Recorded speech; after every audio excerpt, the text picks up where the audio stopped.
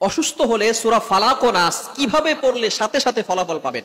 Most important subject, খুবই গুরুত্বপূর্ণ বিষয়। যখনই আমরা অসুস্থ হয়ে যাব তখনই আমরা সূরাতুল ফালাক এবং সূরা নাস এটা যদি আমরা যেভাবে আল্লাহ রাসূল সাল্লাল্লাহু আলাইহি সাল্লাম পড়েছেন সেভাবে যদি পড়তে পারি, আল্লাহ তাআলা আমাদেরকে সুস্থতার নিয়ামত দান করবেন। আপনি আমল করেই বুঝতে পারবেন এবং ফলাফল আপনি নিজ চোখে দেখতে পারবেন। আবু দাউদ শরীফের 3902 নম্বর হাদিস আল্লাহ রাসূল সাল্লাল্লাহু আলাইহি ওয়াসাল্লাম আমাদেরকে জানিয়ে দিয়েছেন। মনে রাখবেন, কোরআনের পাওয়ার হচ্ছে সবচেয়ে বেশি। আল্লাহ পাক রব্বুল আলামিন পবিত্র কোরআনুল কারীমের ভিতরে নিজেই ঘোষণা করে দিয়েছেন। আপনি পবিত্র কোরআনুল কারীম খুলুন, 15 নম্বর পারা 9 নম্বর পৃষ্ঠার 2 নম্বর লাইন, সূরা বনী ইসরাঈলের 82 নম্বর আয়াতে আল্লাহ তাআলা বলেন, ওয়া নুনাজ্জিলু মিনাল কুরআনি মা হুয়া শিফাউ ওয়া রাহমাতুল লিল মুমিনিন। আমি আল্লাহ তাআলা মুমিনদের উপরে এই কোরআনটা রহমত স্বরূপ, শেফা স্বরূপ নাজিল করেছি। বলেন সুবহানাল্লাহ। আপনি অসুস্থ হয়েছেন, আপনি কোরআনের উপরে বিশ্বাস রাখেন এবং কোরআনের সূরাতুল ফালাক এবং সূরাতুন নাস কিভাবে পড়বেন? আবু দাউদ শরীফের 3902 নম্বর হাদিসের ভিতরে আম্মা জান আয়েশা রাদিয়াল্লাহু তাআলা আনহা বলেন, আল্লাহ রাসূল সাল্লাল্লাহু আলাইহি ওয়াসাল্লাম যদি কখনো অসুস্থ হয়ে যেতেন, কোথাও যদি ব্যথা অনুভব করতেন, তাহলে তিনি সাথে সাথে সূরাতুল ফালাক এবং সূরা নাস আউযু বিল্লাহ বিসমিল্লাহ সহকারে পড়ে এই সূরা ফালাক সূরা নাস পড়ে তিনি হাতের তালুতে ফু দিয়ে যেখানে ব্যথা অনুভব করতেন সেখানে তিনি মালিশ করে দিতেন। সাথে সাথে আল্লাহ পাক রব্বুল আলামিন আল্লাহ রাসূল সাল্লাল্লাহু আলাইহি ওয়াসাল্লামকে সুস্থতার নিয়ামত দান করতেন। সুবহানাল্লাহ। Can you imagine that? আপনি কল্পনা করতে পারছেন? সূরাতুল ফালাক এবং সূরা নাস, আমরা অনেকেই আছি এই সূরা ফালাক এবং সূরা নাস পারি।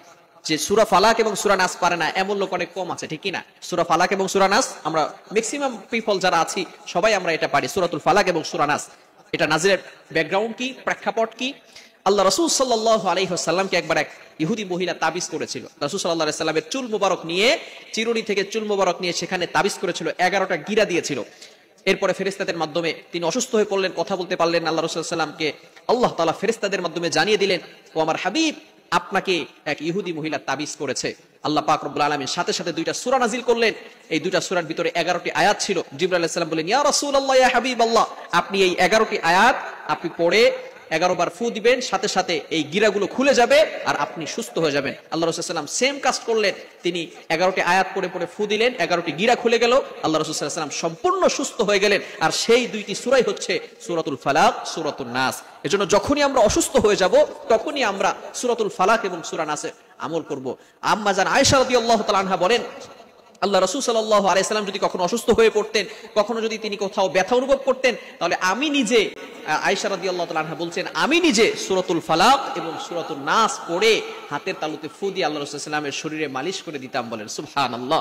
এজন্য সূরাতুল ফালাক এবং সূরা নাস বড় পাওয়ারফুল সূরা এবং এগুলো পড়লে হিংসুকদের হিংসামি থেকে আল্লাহ তাআলা আপনাকে হেফাজত করবে, জিনদের দুশমনি থেকে, মানুষদের দুশমনি থেকে আল্লাহ তাআলা আপনাকে হেফাজত করবে।